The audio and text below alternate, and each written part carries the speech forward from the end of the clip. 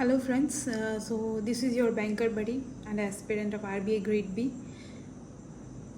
So today we will be studying the finance current affairs for the month of July 2025. So the very first news is about a campaign called Saksham Nivesak. So Saksham Nivesak एक 100 दिन के लिए चलाया जाने वाला national campaign है जो IEPFA के द्वारा लॉन्च किया गया है. IEPFA stands for investor education and protection fund authority, जो हमारे कॉरपोरेट अफेयर्स के अंदर वर्क करता है. ये सक्षम निवेशक कैंपेन जो है ये हमारे जो अनक्लेम डिविडेंड होते हैं, जो शेयर होल्डर्स होते हैं हमारे म्यूचुअल फंड वगैरह में, वो जैसे कि हमारा RBI अनक्लेम डिपॉजिट के लिए अभी कैंपेन चल रहा है, वैसे ही हमारे अनक्लेम डिविडेंड के लिए ये 100 डे का नेशनल कैंपेन लॉन्च किया गया था जिसका नाम है सक्षम निवेशक. इसमें हमारे जो इनऑपरेटिव अकाउंट्स हैं हमारे शेयर होल्डर्स के, उनको अवेयर किया जाएगा ताकि वो अपना पैसा क्लेम कर सके और जो नहीं है उनके लीगल हायर्स उनके पैसे को क्लेम कर सके. तो इस कैंपेन का नाम याद रखना है सक्षम निवेशक. ये 100 डे का कैंपेन है bye investor education and protection fund authority, ministry of corporate affairs के अंदर. इसमें और एक पॉइंट है, जैसे कि हमारा बैंक का डिपॉजिट, अनक्लेम डिपॉजिट जो हमारा डेफ में चला जाता है, डिपॉजिट एजुकेशन अवेयरनेस फंड जो हमारा RBI मेंटेन करती है, वो हमारा 10 साल तक अगर अकाउंट में कस्टमर इंड्यूस कोई ट्रांजेक्शन ना हो तभी हमारा अकाउंट अनक्लेम डिपॉजिट में चला जाता है. वैसे ही डिविडेंड के क्षेत्र में ये इनऑपरेटिव होता है 7 ईयर्स. अगर वो कोई ऑपरेशन ना हो अकाउंट में तब वो अनक्लेम डिविडेंड हो जाता है.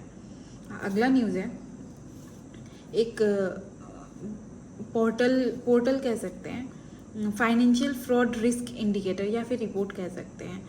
Financial fraud risk indicator report जो है ये लॉन्च किया गया हमारे डिपार्टमेंट ऑफ टेलीकम्युनिकेशन के द्वारा. जो हमारे डिजिटल इंटेलिजेंस यूनिट है वो इसके अंतर्गत जो मोबाइल नंबर होते हैं, जो आजकल बहुत सारे फ्रॉड फ़ोन आते ही रहते हैं, वैसे उन मोबाइल नंबर को मीडियम, हाई रिस्क और वेरी हाई रिस्क कैटेगरी में कैटेगराइज करेंगे. जैसे कि जो फाइनेंशियल फ्रॉड करने के लिए जो हमारे पास फ़ोन आते हैं, वो इनपुट इन लोगों ने national cyber crime reporting portal चक्षु और बैंक और फाइनेंशियल इंस्टीट्यूशन से कलेक्ट करके ये फाइनेंशियल फ्रॉड रिस्क इंडिकेटर एक तैयार किया गया है जिसमें मोबाइल नंबर को हमारे मीडियम, हाई रिस्क और वेरी हाई रिस्क कैटेगरी में कैटेगराइज किया गया है. अगला है हमारा NPA रिडक्शन को लेके. तो मार्च 2021 से मार्च 2025 के बीच पब्लिक सेक्टर बैंक्स में NPA का परसेंटेज 2.5% पे आ गया है. मार्च 2021 में ये 9.11% था और अभी मार्च 2025 में इसका फिगर 2.58% रहा है. अगला है new digital credit assessment model. ये इसके बारे में बात किया गया था हमारे बजट 2024-25 में. ये जो मॉडल है ये हमारे पब्लिक सेक्टर बैंक जो है उनको ये पावर प्रोवाइड करेगा कि वो MSME के लिए क्रेडिट वर्दीनेस को खुद चेक कर सके, ना कि वो एक्सटर्नल किसी क्रेडिट रेटिंग एजेंसी के ऊपर रिलाई करके, उनके डिजिटल फुटप्रिंट के ऊपर रिलाई करके उनको फाइनेंस दे. ये मॉडल के अंतर्गत बैंक्स खुद ही MSME को एसेस कर पाएगी. अगला है बैंकिंग लॉ अमेंडमेंट किया गया है, 1 अप्रैल 2025 से इफेक्टिव में आया है.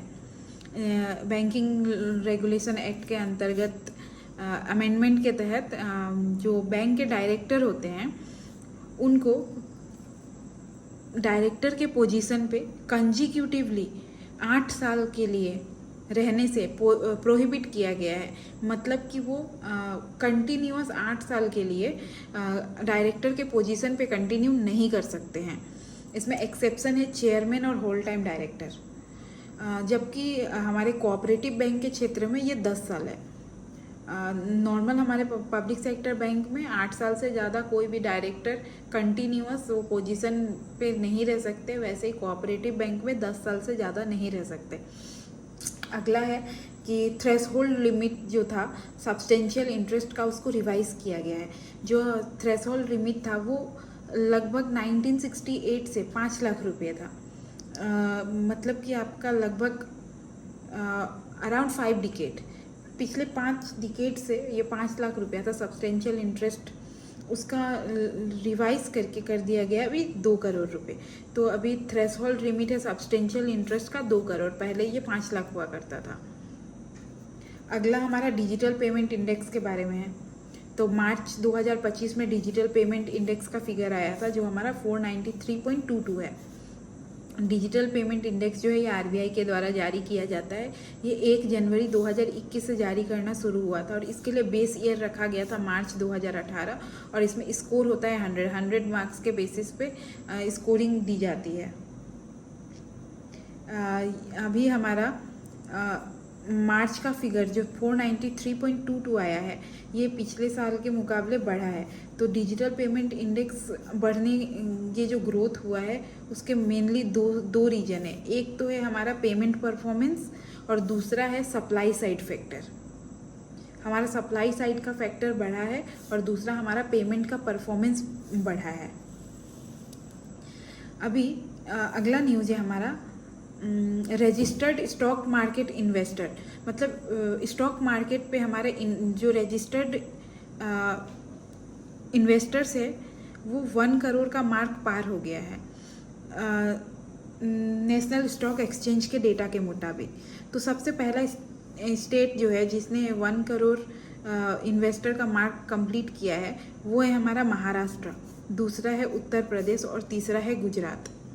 अभी हाल ही में security and exchange board of India SEBI ने जेन स्ट्रीट नाम की एक